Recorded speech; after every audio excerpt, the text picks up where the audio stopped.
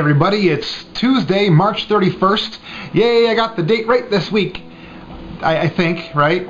I hope. Okay. So, today we're going to talk about embracing your fat. And I don't mean like physically embracing your fat. I mean like embracing it up in the mental area. Because if you embrace your fat, like physically, especially in public, you might get looked at a little weird. And in fact, authorities perhaps might be called. So this is a mental thing. This is a mental portion of the whole weight loss concept. Obviously, we know what got me in the state of mind of really finally pushing me to the point where I knew I had to lose weight, and that was the type 2 diabetes, where I almost died, and then the doctors and stuff like that. So that's what motivated me to really start my quest. I'd thought about it, of course, for a long time, as many larger people do, because if you're like me, you've spent a lot of your life, as actually Em was talking about clothes in her video. Let me actually give my perspective on the clothing thing, from the guy's side of it, as being a much larger individual. I always bought clothes, I did it the opposite way. I always bought clothes that were actually larger than the size I was, because I wanted the clothes to be baggy. I wanted to hide my body as best I could from the outside world, so no one could see this how gargantuan I was. Now, granted, it wasn't attractive either way, but me squeezing into a size I could pull off, just for me, made me disgusted. So I always wore bigger clothes.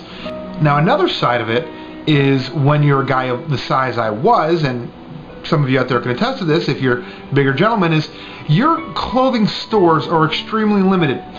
Basically, here in Syracuse, New York, where I live, there were approximately 2 stores that I could shop in for clothes, and they both pretty much carried the same clothes.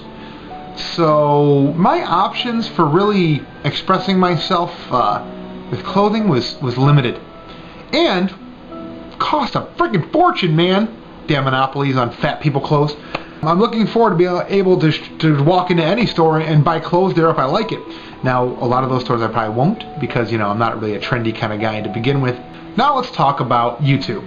To lose weight, you have to first embrace your fat. You really do mentally have to embrace where you are at that given time.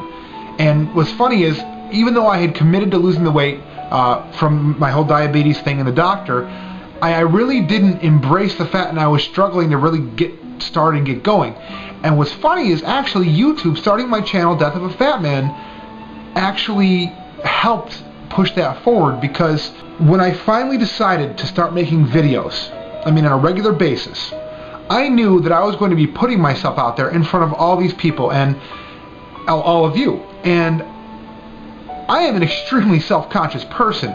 My God, I hate being in public, I hate being seen, I hate being looked at because of my size, and I knew that on YouTube, you're not going to look good. There's no way to mask it.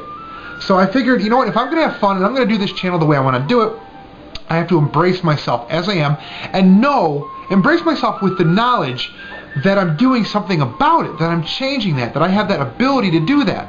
And once I kind of crossed that line of mental state, it's been a lot easier. And actually, my confidence level is increasing, not just because I have been losing weight, but even then, when I was still bigger, and I just committed to embracing myself for this change, my confidence grew better, because when someone looked at me, I'd say, you know what, I don't care if they think I'm fat, because you know what, I know I'm fat, but I also know that I'm doing something about it. I'm not just sitting around, moping in my size.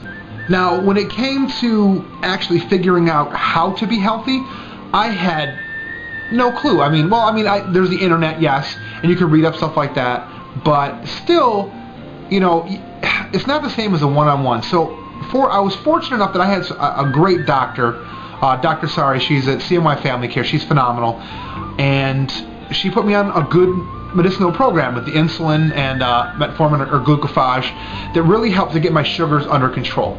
And at that point, she referred me out to Elaine, who is a diabetes specialist there, and then finally to Paik, who is my nutritionist. And actually, she's given me permission to interview her for my channel or this channel. I'm not sure which one I'm going to do it on yet, but interview her and ask her some questions. And through my doctor, Dr. Sari, and Paik, my nutritionist, I began that education process because you need to understand your body. You need to learn how your body works.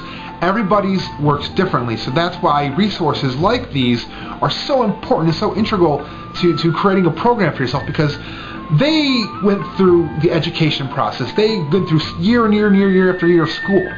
So they know pretty much most of it, okay? And what they can do then is take that vast knowledge to help cater to your body, your person, and help you learn what you need to learn and study to understand yourself better. And without them, I couldn't have gotten as far as I've gotten.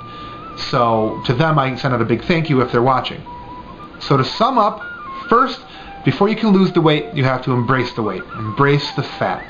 You have to understand that, yes, I'm big, but you know what? It doesn't matter what people think or what they say or what they see, because you know in your heart that it's time for you to change and that you're doing something about it. And as soon as you do that, all that other crap and BS starts to fade away. And that can be the biggest hurdle, is to get over what you think other people are thinking. Okay, so that's step one. Step two is to educate yourself through resources, through people. Okay, if you can, you know, if you have the health insurance, you can go to the doctor, maybe see a nutritionist, do it. You know, if you know people who've gone through it, you know, I know the resources here, do it, because education is key, and the more you learn, the easier it is to create a healthy lifestyle that's very sustainable, that you can stick to. Because when you understand how the body works and what each piece of food does once it enters your body, it's a lot easier to pick and choose which ones go together to go into your body. So that's it for today. I hope I gave you a little good perspective and something you could use. And be sure to stay tuned. Tomorrow, Natasha, WingedSeed, will be back, and we'll get her perspective on the embracing the fat issue. And I'm very excited because she's got some good perspectives. So for this Tuesday, March 31st, take care. Have a good night.